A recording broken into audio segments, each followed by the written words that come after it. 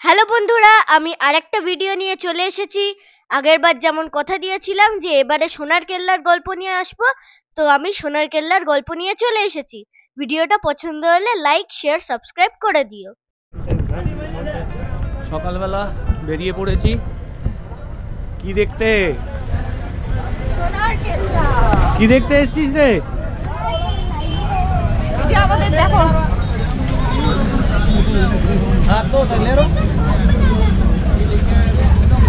এই যে ছোটবেলা থেকে পড়ে আসা স্বপ্ন দেখা সোনার কেল্লা।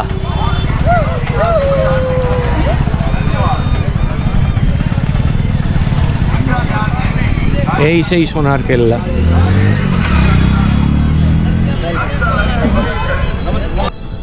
ও সেই কোন ছোটবেলা থেকে পড়ে পড়ে ভেবেছি কবে যাব শেষ পর্যন্ত এলাম। টিকিট কাটবো, গাইড নিতে হয়েছে। গাইড না নিয়েও আসতে পারেন, আমি নিয়েছি। জয়সলমের ফোর্ট বা সোনার কেল্লা থার মরুভূমির ত্রিকুট পাহাড়ের ওপর অবস্থিত। পুরো কেল্লাটা হলুদ রঙের বালি পাথরে তৈরি, যেটা সূর্যের আলো পড়লে একদম সোনার মতো দেখতে লাগে। তাই সত্যজিৎ রায় এর নামকরণ করেন সোনার কেল্লা। এটি রাওয়াল জয়সওয়ালের তৈরি। এটা একটা লিভিং ফোর্ট, মানে এর মধ্যে কিন্তু মানুষরা থাকেন। খুবই কম দুর্গ আছে পৃথিবীতে যেটা এরকম। একটা পুরো শহরের মধ্যে ঢুকে রয়েছে কেল্লার মধ্যে। এটা রাজস্থানের সেকেন্ড ওল্ডেস্ট ফোর্ট।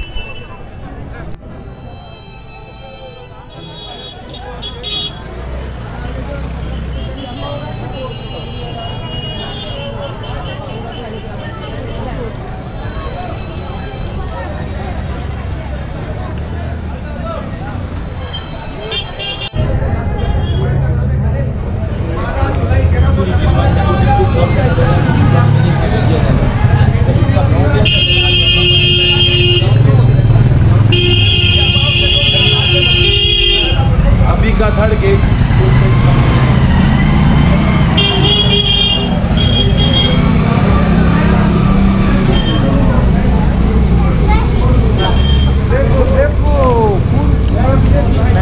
দুপাশে এটা যেহেতু লিভিং, ভেতরে মানুষে থাকে। ভেতরটা বাপরে বাপ কি হয়ে রয়েছে ফোর্টের।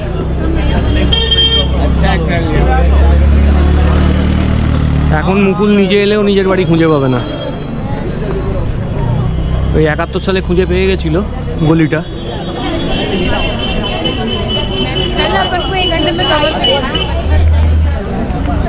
চব্বিশে এটাকে ওতে সোনার কেল্লা বলে মানবে না, আবার হেমাঙ্গ হাজরাকে নিয়ে অন্য জায়গায় চলে যেত।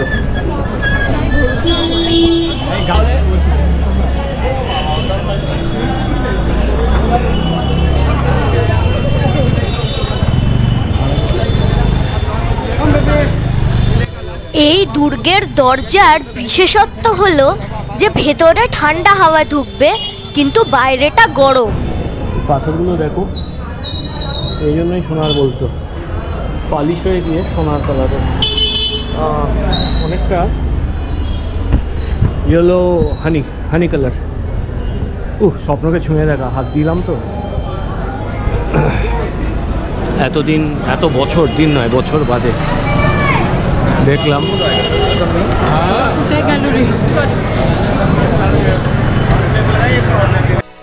তোমরা কি জানো সত্যজিৎ রায় প্রথমবার সোনার কেল্লা কখন দেখেন? যদি জানো কমেন্টে জানাও।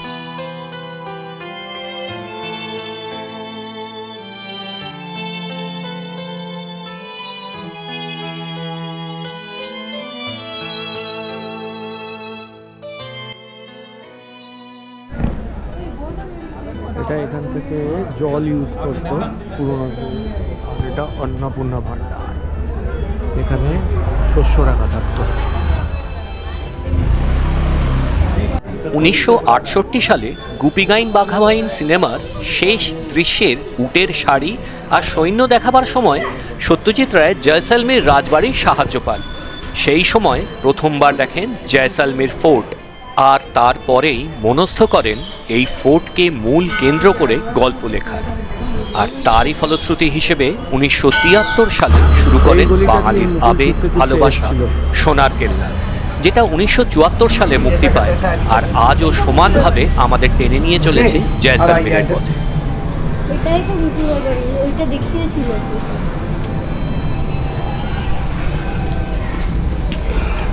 এই হচ্ছে মুকুলের বাড়ি। এখন অবশ্য ময়ূরের বদলে পায়রা উড়ে বেড়াচ্ছে দেখছি। দেখো, এই যে দেখো পায়রা আর কাঠবেড়ালি ঘুরে বেড়াচ্ছে।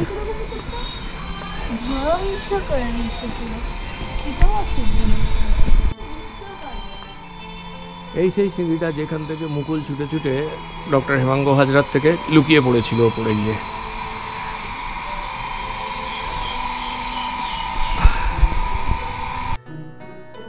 এই সরু সরু গলিগুলো দেখে মনে পড়ছিল আমাদের পুরনো বেনারসের কথা।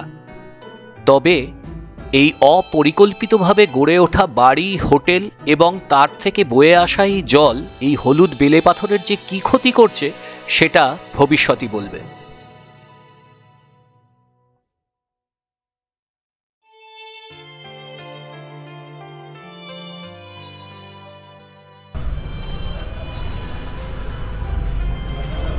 পুরো একটা শহর ঢুকে রয়েছে এর ভেতরে। বরং বাইরে শহরটা ফাঁকা ফাঁকা অনেক, হ্যাঁ ভেতরে বেশি ভিড়।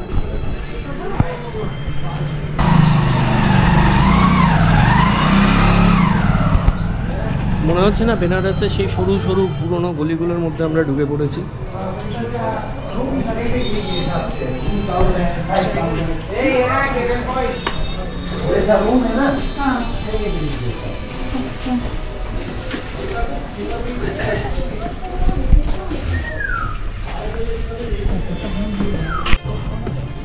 দুর্গের 4টে মিনারে 4টে কামান রাখা ছিল শত্রুর থেকে রক্ষা করার জন্য।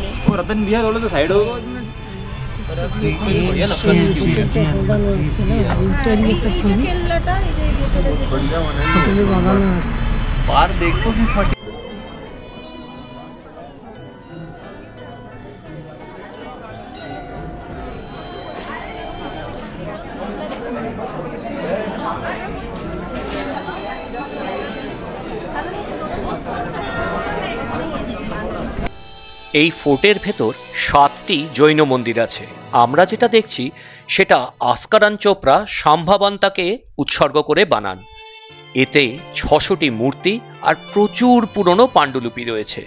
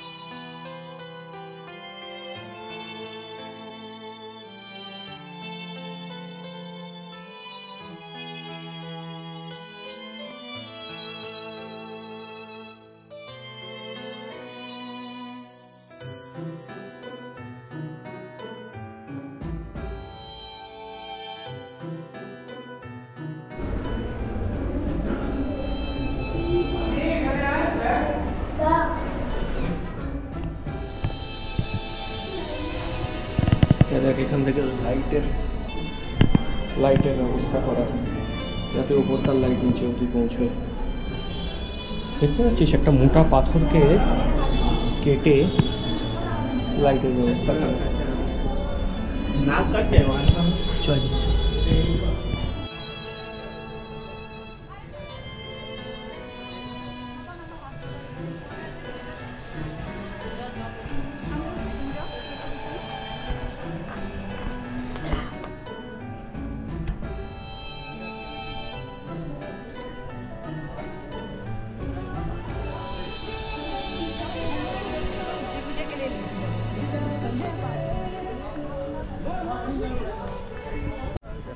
এখান থেকে পুরো সিটিটা দেখতে পাবে প্রায়। জৈন মন্দির ছাড়াও এই দুর্গের মধ্যে দেখার অন্যতম জায়গাগুলো হলো লক্ষ্মীনাথ মন্দির, মার্চেন্ট হাউসেস, নাথ মহল হাভেলি আর বাকি হাভেলি।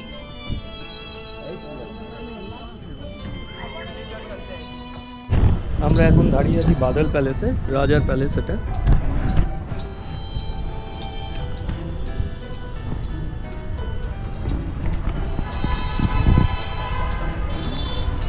এটা ছানা ঘোড়া আছে। যদি কোটটা পরে আসছি ঘোড়ার সামনে ছবি তুলতে পারছি পুরো ওইরকম।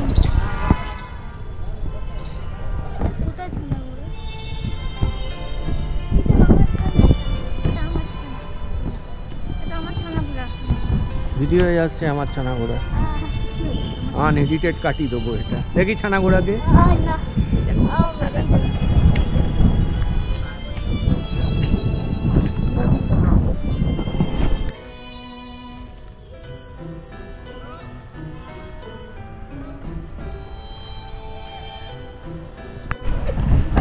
রাজার প্যালেস, আসলে সোনার কেল্লা দেখে মনটা ভেঙে গেছে সবার। পুরো এনার্জিটা, যে এনার্জি নিয়ে লাফাতে লাফাতে যাওয়া হয়েছিল, সেই পুরো এনার্জিটা ধ্বংস।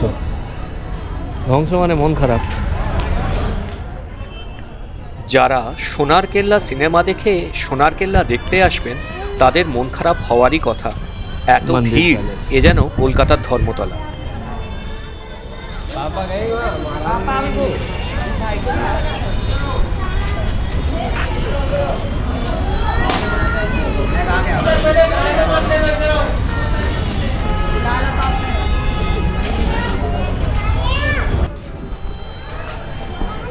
কিরে টুপিটা কিনলি? হ্যাঁ কিনলাম।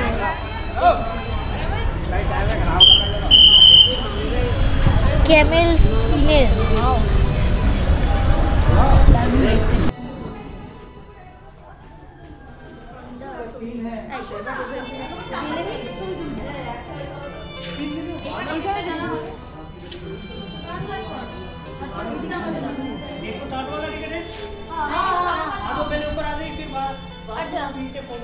আচ্ছা আগে ওপরটা ও এখানে কোনো একটা হোটেল আছে।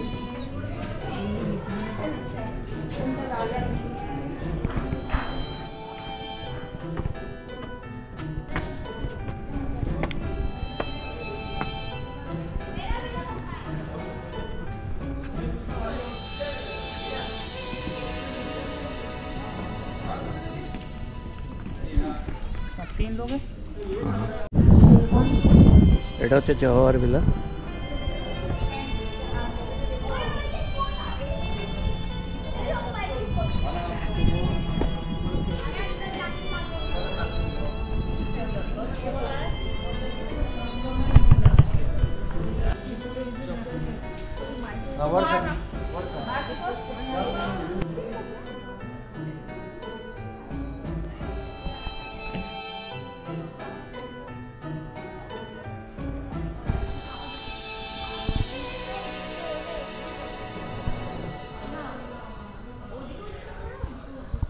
ওখানে রাজার ড্রেস রাখা আছে, রানীর ড্রেস রাখা আছে। রানী এইটা পরতো? না না, হ্যাঁ, তো রানীর dress, traditional Rajput lady, for a lady. রানী এখানে হ্যাঁ, তা রানীরই তো রাখবে না। এ দেখো আইভরি ড্রেসিং সেট, এটা রাজার ড্রেস বুঝলাম। এই রানীর ড্রেসটা তো মহিলা পরে না না, রানীর মন খারাপ হয়েছে। Antique tiles handmade. চপার মানে পাশা খেলা।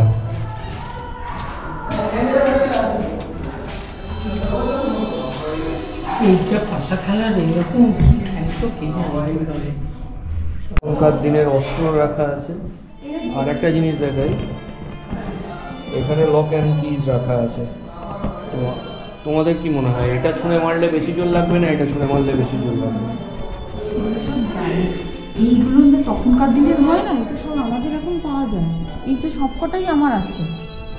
মনে করে দেখো বিয়ের সময় সেই এরকম। আরে এগুলো ডুপ্লিকেট। হ্যাঁ, ওই এই দেখো এই দুটো পার্লের এটা তোমার আছে। প্রত্যেকটা আমার আছে। আরে প্রাইভেট কালেকশন সব মোবাইল। এই বন্দুকটা দিয়ে কি করে সে চালাবে আমি জানি না। এগুলো গাদা বন্দুক, এগুলো তো সেই একটা বেরোয় আর 7 মাইল দূরে বোধহয় গুলি যায়, উপর থেকে রেখে চালানো। স্নাইপার। কামান। বাহ কি সুন্দর কামান। আমার বাড়িতেও একটা ছিল পুরী থেকে আনা, ওর আবার ডবল ব্যারেল ছিল।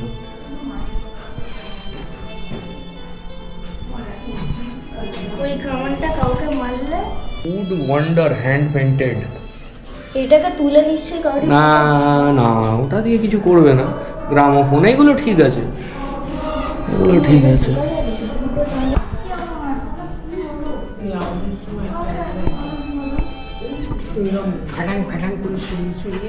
ও তো টাইপ রাইটার। টাইপ শিখেছি।